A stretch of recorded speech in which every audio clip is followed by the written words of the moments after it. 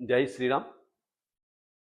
సమాజంలో ప్రతి మనిషికి కూడా మనం చేస్తున్న పనులు అంటే ఏ పనులు చేస్తున్నా కూడా ఈ పనులు ఎలా ఉంటున్నాయంటే ఇప్పుడు పేదవాడిగా ఉండిపోతున్నాడు.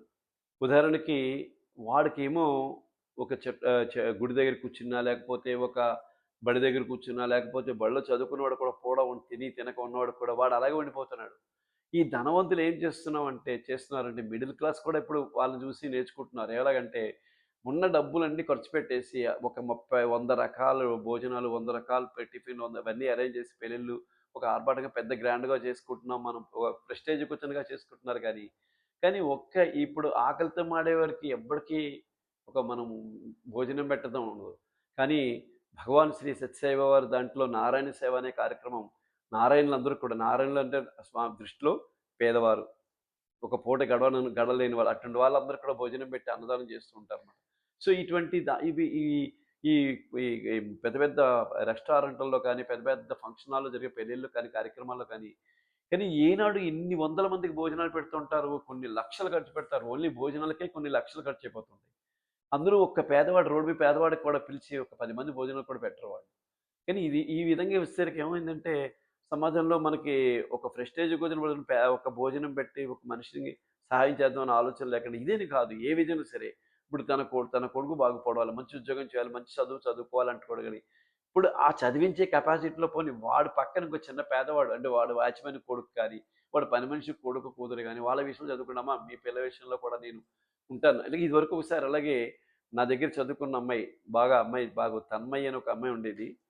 వాళ్ళ నాన్నగారు ఇలాగే "గురువుగారు మనకి ఏమన్నా పేద పిల్లంటే మనం వీళ్ళకి చెప్దామంటే" మా విజయ స్కూల్‌లో చదువుతున్న పూజిత ఇప్పటికి కూడా గుర్తు. అమ్మాయికి నేను ఇంక 10థ్ క్లాస్ నా దగ్గరికొచ్చి మాట్లాడుతుంటే, "నేను ఇంక చదువు మానేస్తానండి. మా అమ్మగారు వాళ్ళు స్టిచింగ్ చేస్తారు. నాన్నగారు కూడా చిన్న ఉద్యోగం.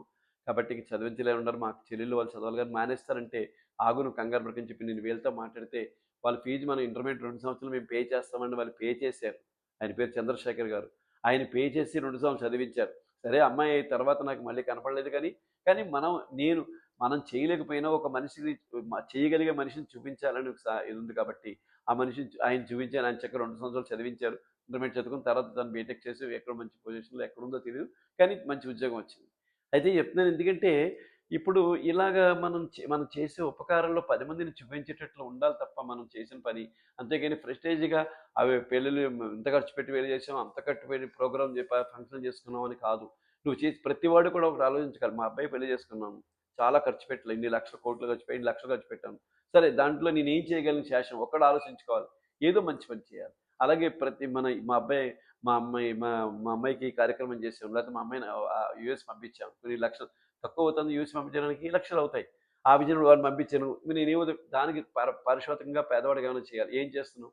పిల్లోడు నేను ఫీజు కడతాను. ఒక మంత్ ఫీజు కడతాను. సంవత్సరం ఫీజు కడతాను. మనం ఎవరు అంటాం? అనం. ఎందుకు చదివించాలి? అంటాం.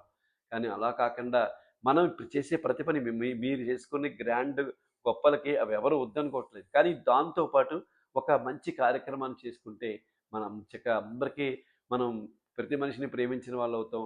సమాజంలో ఒక మంచి పని చేసిన వాళ్ళవుతాం. అది గుర్తుపెట్టుకోవాలి. జై శ్రీరామ్.